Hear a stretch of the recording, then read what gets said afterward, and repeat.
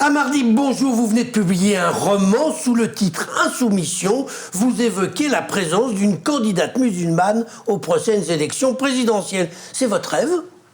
Pas du tout, non, mais c'était pour faire... C'est pas votre cauchemar non plus. Non plus. Mais je trouvais que c'était une idée originale parce que ça permettait d'aborder la question politique et de l'engagement et de la présence d'une manière naturelle et normale des musulmans à l'occasion d'une élection et particulièrement l'élection présidentielle. Alors, ce livre, vous l'avez sous-titré « Réponse à Michel Houellebecq ». D'abord, je voudrais pas vous faire de peine, mais vous n'avez pas ni l'aura, ni les ventes de M. Houellebecq. J'ai jamais prétendu ça. Bah non, mais c'est vous qui l'écrivez, oui, Réponse à Michel Houellebecq. Oui, je lui réponds avec mes moyens, avec mes mots à moi, avec mon écriture à moi. Mais je ne suis pas le seul à lui avoir répondu, parce que je crois que c'est le troisième bouquin qui répond à son bouquin Soumission, paru en 2015. Et parce que ce monsieur, à moult reprises, a dit un certain nombre d'âneries concernant les musulmans et la religion musulmane. Donc, au travers de ce roman, c'était un pied de nez, on va dire, gentil et à son encontre. Alors, vous plaidez pour une meilleure intégration des musulmans en France. Vous êtes vous-même d'origine musulmane. Est-ce que vous croyez vraiment qu'une candidature qui se réclamerait de votre religion serait la meilleure façon d'aider à cette intégration ? Non, mais en tout cas, ça permettrait à ce qu'une personne puisse débattre avec les hommes politiques en général, les hommes et les femmes politiques en général, et à un moment donné, pouvoir éventuellement témoigner des attentes, des aspirations des Français musulmans à travers la France.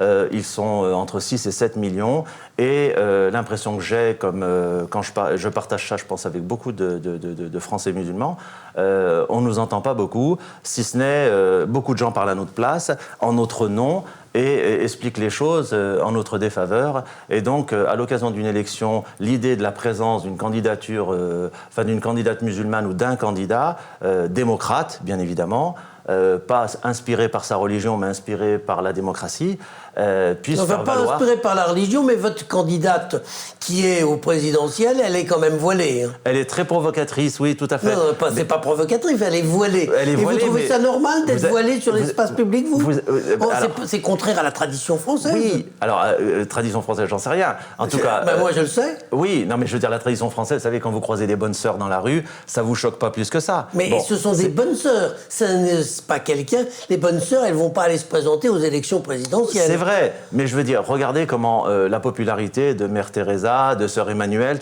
elles ont des coiffes sur la tête et personne ne s'en rend compte tellement c'est des femmes extraordinaires qui font énormément de bien. Bon, mais elles ne mélangent pas la religion avec la politique. C'est vrai, mais c'est différent là parce que j'ai voulu au travers de ce roman qu'une femme, parce qu'on a tellement attaqué ce foulard, alors moi je ne suis pas spécialement favorable au foulard, mais je veux dire à un moment donné, ce bout de vous n'êtes pas favorable ou vous êtes défavorable ? Pas spécialement favorable, c'est-à-dire que, en ce sens que dans notre démocratie, les gens doivent être libres de choisir et de pouvoir porter dans l'espace public, pas dans l'espace... et quand je dis espace public, c'est la rue. Je ne parle pas dans une mairie ou une préfecture ou une administration. L'espace public, c'est-à-dire que vous avez le droit de vous balader avec un string qui dépasse du jean, vous avez le droit d'être tatoué des pieds à la tête. Alors le string qui dépasse du jean, vous allez dans certains quartiers de Vénissieux, je pense que vous n'y arrivez pas. Oui, bon, enfin, je dis en général, c'est ce que je veux dire, c'est en général. Mais vous parlez là, vous évoquez Vénissieux, comme on peut évoquer La Courneuve ou Trappes ou tout ça. Eh bien, ces ghettos-là, je ne suis pas sûr que les musulmans ont aspiré à y vivre et ont souhaité que ça devienne ce que c'est aujourd'hui.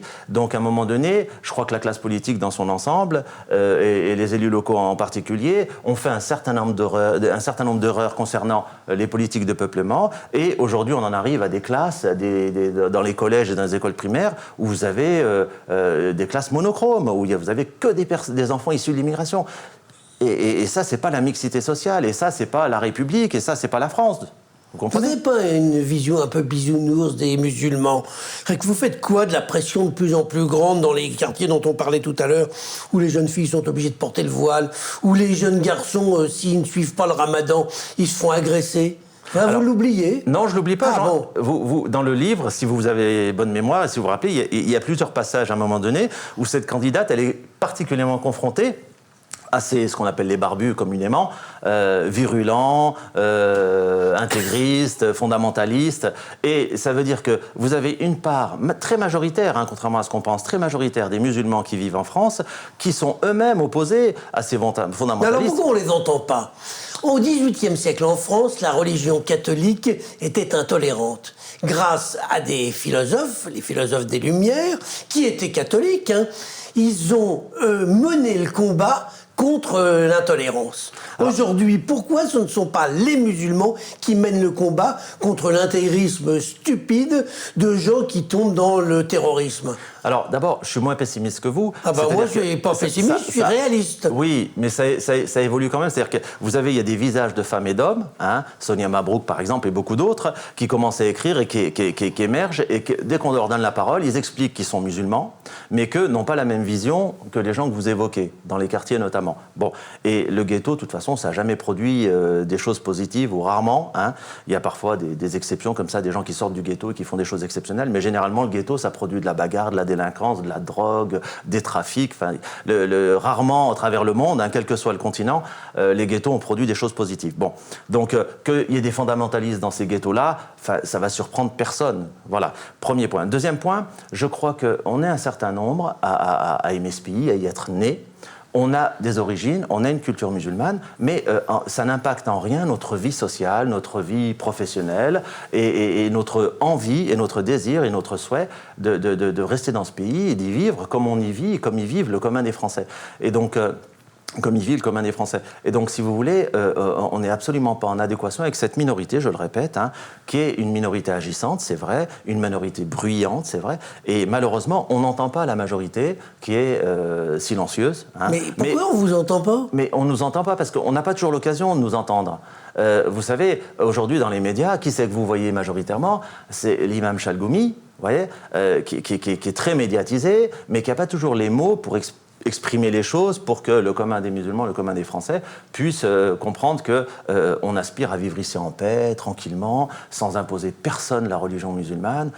Et d'ailleurs, la religion musulmane, contrairement à ce qu'on dit souvent, c'est quelque chose de très personnel, vous comprenez? Donc, mais on a installé dans l'imaginaire des Français depuis 30 ans, je suis désolé de vous décevoir de ce côté-là, mais on a installé dans l'imaginaire des Français que le musulman, il est porteur de tous les dangers, de tous les maux, qu'il est responsable d'un certain nombre de dérives. Mais Palmyre, le terrorisme, il n'est pas seulement en France, le terrorisme, il est dans les pays arabes, et les principales victimes du terrorisme musulman, ce sont des Arabes, ce sont des musulmans. Merci de le dire. Voilà, donc la religion dont vous nous dites que c'est une religion de paix, elle a des efforts à faire pour le devenir. Oui, alors c'est pas la religion qui a des efforts à faire, vous savez, c'est comme tous les livres, les 3 livres saints, les 3 religions révélées, si vous voulez, prenez la Bible, la Torah ou le Coran, en fonction de l'état dans lequel vous êtes, si vous êtes d'un esprit grégaire ou si vous allez trouver dans ces livres-là de quoi alimenter votre violence. Mais si vous êtes quelqu'un d'apaisé, quelqu'un d'ouvert, quelqu'un d'aimant, quelqu'un de bienveillant, quelqu'un installé dans la compassion, on va dire,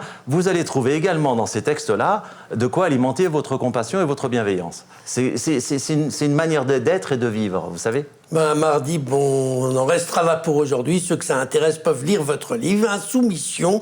C'est un roman qui raconte une histoire intéressante puisqu'il y a une candidate musulmane voilée aux élections présidentielles. Vous appelez ça Réponse à Michel Houellebecq. C'est à la collection Opinion Libre à Mardib. Je vous remercie. Merci.